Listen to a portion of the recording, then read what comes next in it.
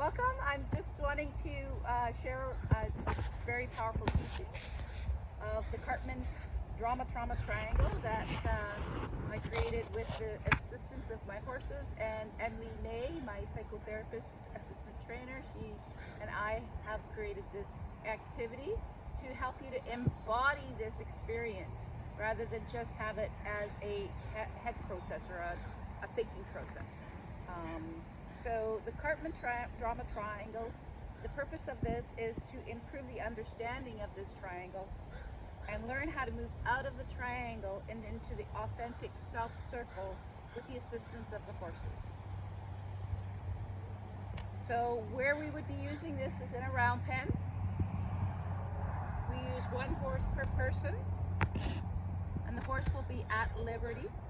Or you can also use it with a couple with one horse. So supplies that you would need for this activity are as follows. We have here 3 cones, and you can have different size cones. They don't have to be the same size, but these cones are ones. I have laminated a hard copy of each of the triangle roles: the persecutor, the rescuer, and the victim.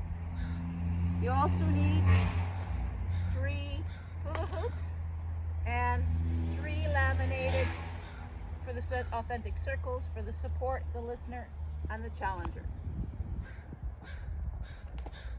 So the first thing we want to do with this activity is we want to introduce the theory of the Karpman triangle and the authentic circle to the participant, the client, and also we want to make sure the horses understand it before we go ahead and ask them to assist us in this. We want to assist the client in setting up the round pen. So what we're going to do is we would take, and they get to set up in the round pen first the triangle, and then they get to pick the size of the hula hoops, and then put the support, challenger, and listener on those hula hoops, and also place it somewhere in the round pen. Once they've done that, we're going to go ask the horses for their assistance to see who wants to be of assistance to help them to learn about this and to move out of it. The facilitator leads the horse partner into the round pen and asks the client to share out loud to the horse partner what each of the cones represents and each of the hula hoops represents. The horse partner is let off the lead, and then the client is asked to stand at each of the cones. The client is asked to recall when they were in a role of either the persecutor, either the victim, or the rescuer. And as they stand in that, really embody that, or if they don't have a specific event, they can just embody that feeling or that role of what it would it be like to be in the persecutor or the rescuer or the challenger, or the victim. So when they're doing this, we're asking the horse for assistance for them to help them to understand how they get drawn into this role, how they move from role to position to position. How does it feel in their body when they're going through this position, from this position to this position, or this role to this role? And how does it show up in their life? Once they've gone through that, we're going to ask them to ask the horse for support into being able to move out of the triangle and into one of the authentic circles. They may go from persecutor to challenger, or they may go from persecutor to support, or persecutor to listener. It's not just cut and dry. It's one of those things that will unfold as each client works with the horses, and it always unfolds beautifully.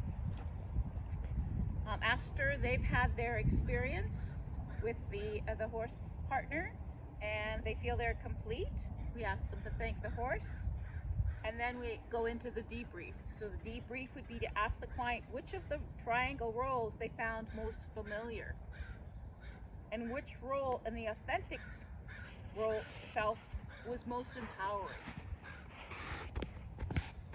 And what did it take to move out of the triangle and into the circles?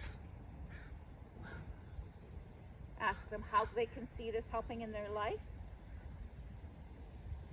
And could this help them to identify more quickly when they're being drawn into this triangle?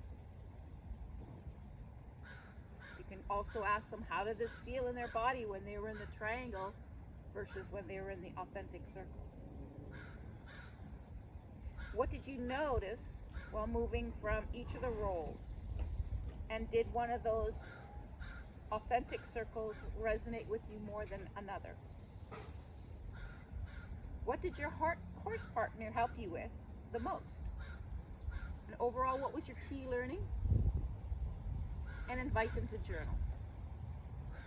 So this is the activity as a setup.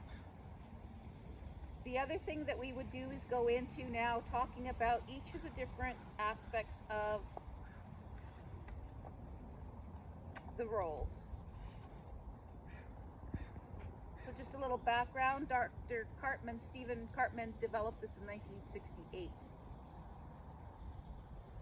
So it's been a challenge to get this to just be more than just a teaching. It's now we're actually getting to be embodying it. So let's talk a little bit about the victim. This is the victim here. So with the victim, good old victim. Who hasn't been in the victim role? I know I have. The victim, usually the behavior or thinking of the victim is a powerlessness or hopelessness. A belief that they're unable to care for themselves. They may even feel broken or unfixable. They may feel stuck or persecuted. They lack accountability for their circumstances. Doesn't question his or her responses to life. Wants to be saved or rescued by somebody else. And wants others to treat them gently or carefully. They may even find it difficult to make decisions. Those are some of the behaviors and thinking of a victim. So that's our victim. So that it kind of helps when you kind of describe it, because then they can understand a little bit more about when they're standing in these roles. Oh, sorry, not quite yet ready for the victim. The victim still will say things like, the victim will say things like, life is against me. This always happens to me. Nothing can help me.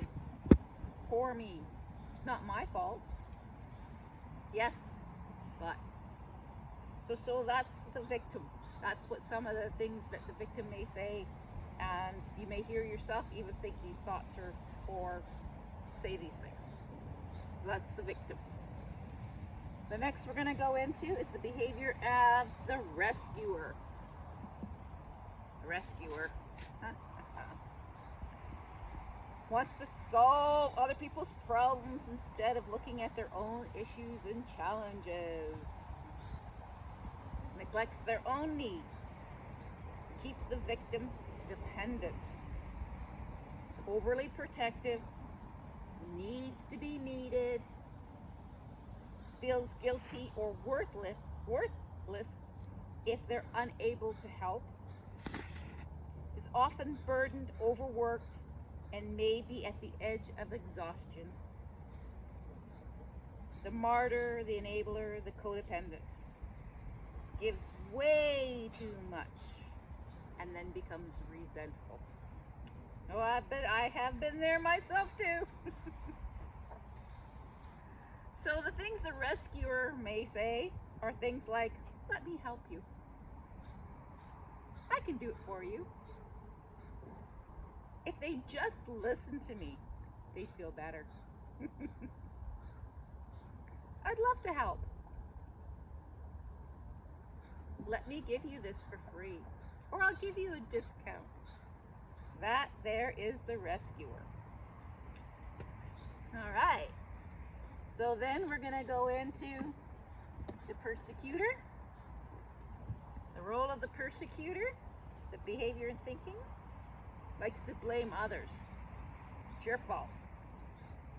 They get frustrated, self-righteous, They can be critical, controlling, authoritarian, angry, manipulative, and overpowering. A persecutor says things like, "It's all your fault. You're wrong. I'm right. I know what's best. Do it my way. You'll never get it right." So that can be what happens when the persecutor has their say. So one of the things that we may have to do is to support the client from moving from that triangle to the authentic circle. So if they wanted to move from the victim to the listener, they may have to take responsibility for their own thoughts and feelings and actions. Think like a problem solver and use creative imagination. They need to take action and be willing to achieve their desired outcomes. Instead of looking for someone to save them, they learn to take care of themselves. They focus on what you want instead of what you don't want. Asking empowering questions like, what would I do? What steps can I take to get what I want? Look at what's going right in your life.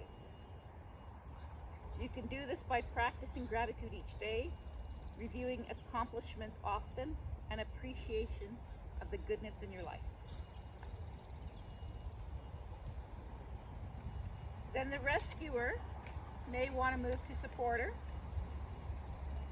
In that, they may be able to be helpful, supportive by acting as a teacher or a coach instead of a rescuer or a fixer. Help people learn to solve their own problems instead of solving the problems for them.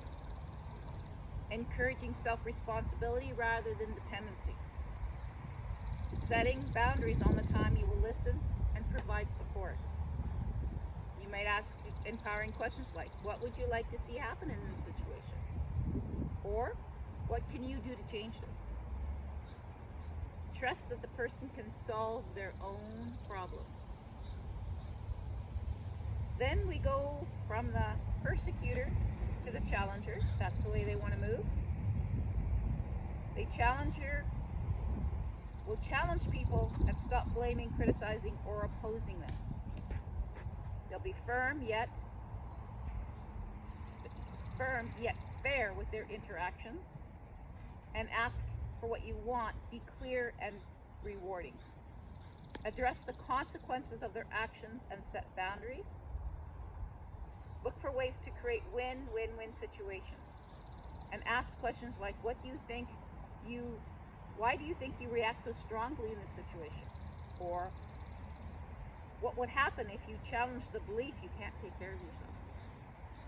So these are the things that you can be questioning and helping somebody as they start to move out of the triangle and into the authentic circles. So now what we're going to do is we're going to have some experiential learning happening.